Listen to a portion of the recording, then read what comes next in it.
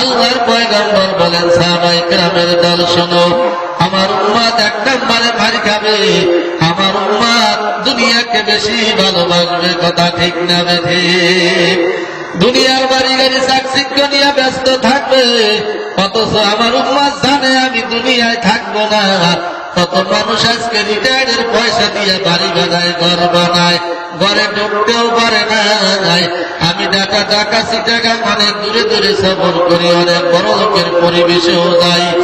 আমি বলেছিলাম, হে বাবারা, হে বড় লোক ভাইরা, কার জন্য সুদ খাইতেছ, কার জন্য বিচার ঘুষ খাইয়া বাড়িঘর বানাইতেছ? তুমি মরার পরে তোমার ছেলে মেয়ে কি তোমার কবরে যাবে?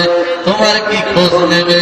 যেহেতু রাসূল বলেন, হুব্বুদ দুনিয়া ওয়া রাসূল কুল্লি খাতিয়া, আল্লাহু আকবার, দুনিয়ার মহব্বত হইল সমস্ত গুনাহের মূল।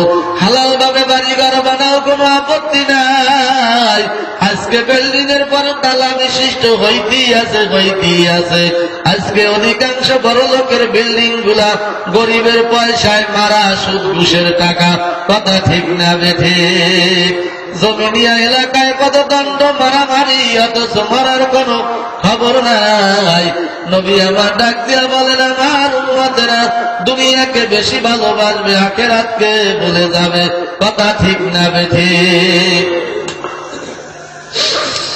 করছো কত না ভারবানি,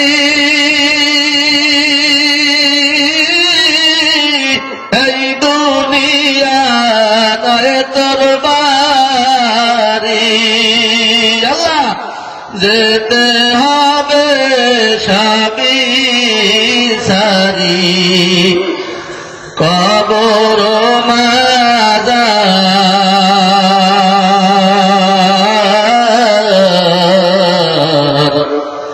না মানলি ফরমান রে তুই, না মানলি কোরআন।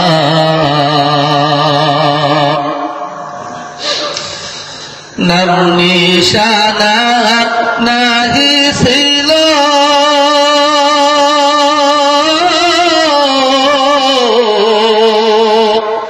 শিশু জীবনকে বাদিল, ওরে কার দয়াতে আসলি রে মন, মায়েরি উদর,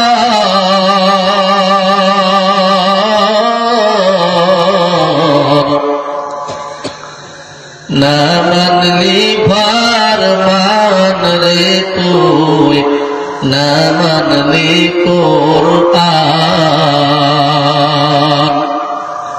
খারাপ লাগতেছে নাকি? তওবা করো আল্লাহর কাছে,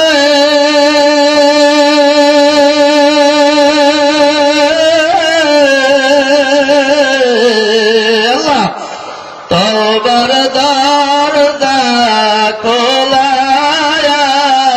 আছে, ওরে ক্ষমা করলে করতে পারেন তিনি যে রহমান।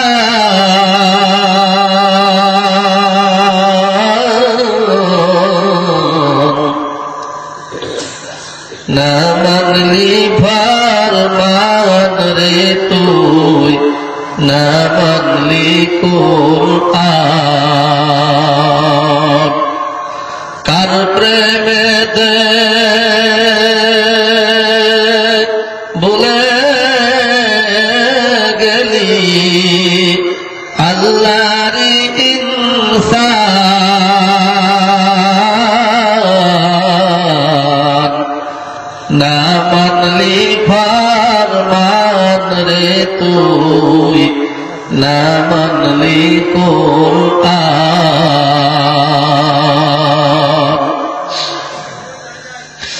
হে ভাইরা বাবারা, হে মারা, নবী আমার ডাক দিয়া বলেন, সাহাবায়ে কিরাম, আমার উম্মত দুনিয়াকে বেশি ভালোবাসবে। 2 নাম্বার কারণ হইল, ও সাহাবায়ে কিরামের দল শোনো, আমার উম্মত মরার কথা বলিয়া যাবে, আমার উম্মত মরতে চাইবে না, দুনিয়ায় বেশি বেঁচে থাকতে চাবে। কথা ঠিক না বেঠিক?